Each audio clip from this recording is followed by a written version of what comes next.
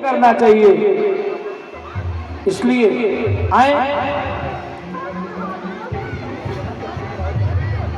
आज भगवान के मंदिर में जन्म की कथा सारे रील को काटते हुए आगे बढ़ना है। महारानी पार्वती का प्रश्न मैंने आपसे निवेदन किया था।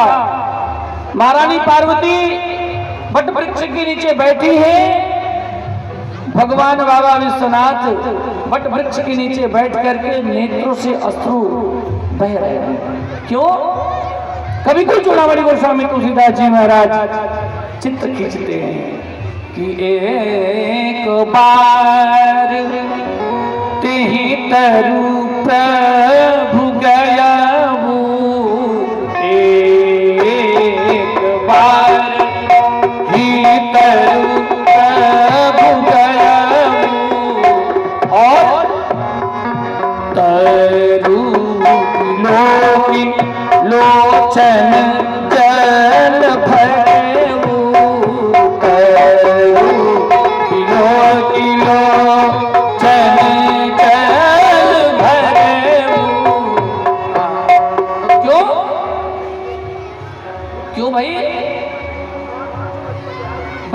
के नीचे भगवान शिव जब पहुंचते हैं, मैया पार्वती पहुंचती हैं कैलाश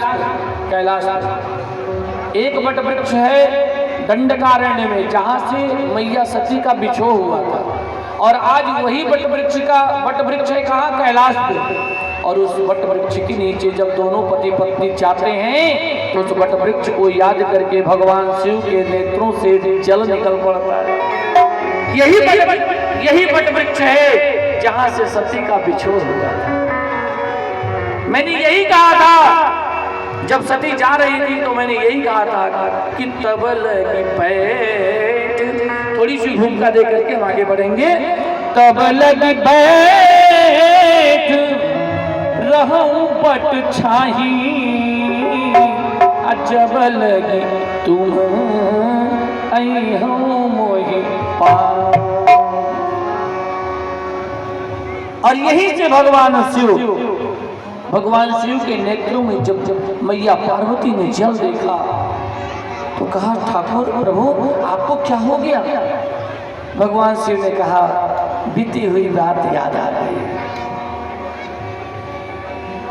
मैया पार्वती ने कहा, प्रभु हमको आप कथा सुनाएं। कौन सी कथा?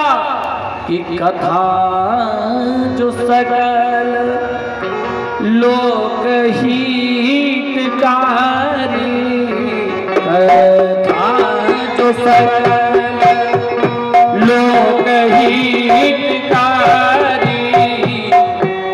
सोई पूछन चह सैल कुमारी, सोई पूछन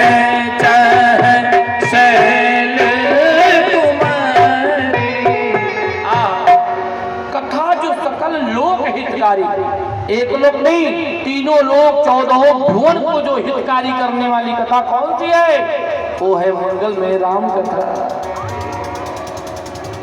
इसलिए हे ठाकुर, हे प्रभु, हे स्वामी, हम आपसे उस कथा को सुनना चाहती हूँ जिस कथा को सुन करके मेरे मन में भ्रम हो गया था।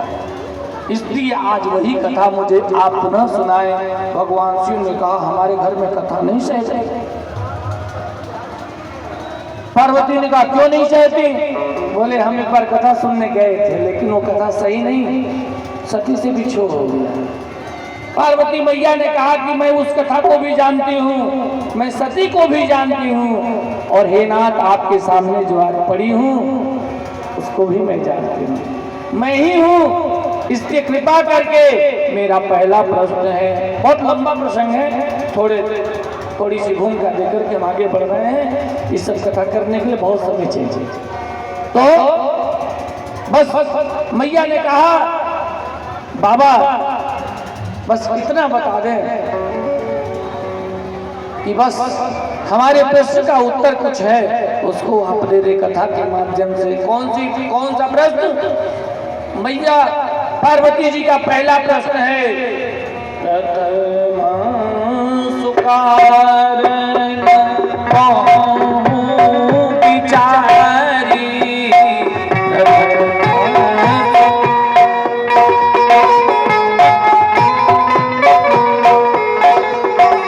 निर्गुण ब्रह्म सगुण पधारी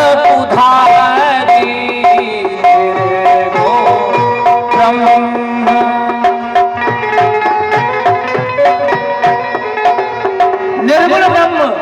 पहला प्रश्न क्या है? निर्गुण निर्विकार ब्रह्म सगुण साकार में क्यों आता है? अच्छा, इस प्रश्न का उत्तर आप विचार करके दीजिएगा। देखिए, पहले प्रश्न में कह दिया कि प्रथम सुकारण कहूँ विचारी, विचारी शब्द। अब कोई गुरु के पास शिष्य जाकर के कहे कि गुरुदेव इस प्रश्न का उत्तर विचार करके दीजिएगा, थोड़ा पता लगेगा कि नहीं लगेगा? मैया पार्वती ने यही बात कही कि प्रथम प्रश्न का जो उत्तर है इसको विचार करके दीजिएगा, कहीं फिर हमको मोह न हो जाए, कहीं हम फिर विभ्रमित न हो जाए।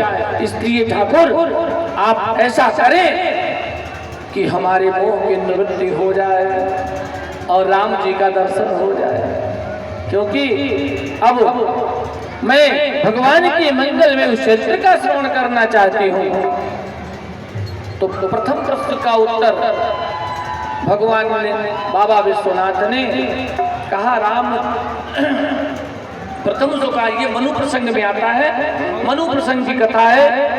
तो मनु प्रसंग की कथा थोड़ी देर हम उस कथा से लौट करके आकर के आपको थोड़ी सुना देंगे। अब दूसरा प्रश्न है कि भगवान राम जी का जन्म बाल चरित्र पुण्य कहाँ उदारा और भगवान जन्म क्यों लेते हैं? यहाँ पे देखिए, ज्ञानियों के भगवान प्रकट होते हैं, भक्तों के भगवान जन्म लेते हैं। तो आज हम लोग भक्तों के भगवान क्या चलेंगे, क्योंकि जन्म है ना, भगवान का मंगल में जन्म कराना है। तो भगवान के जो भक्त हैं, भक्तों के भगवान जन्म लेते हैं। तो आए हम वही चलते हैं। भगवान का जन्म क्यों होता है, किस लिए होता है? रावण को मारने के लिए होता है? नहीं, भगवान दुष्ट जन को मारने के लिए आते हैं? नहीं। अरे वो तो चाहे तो दुष्ट जन को न जाने किस तरह से जहां बैठे वहीं से भृगुटी विलास, खाली अपनी भृगुटी को हिलाएंगे और सब नष्ट हो जाएगा। लेकिन तब आते क्यों है? कभी कोई चूड़ामणि गोस्वामी तुलसी दास जी महाराज एक चौपाई में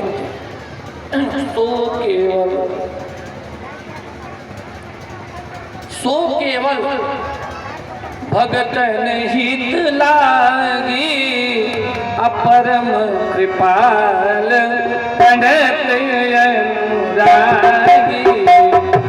सो केवल भगतन हित लागी, प्रणत कृपाल परम अनुरागी।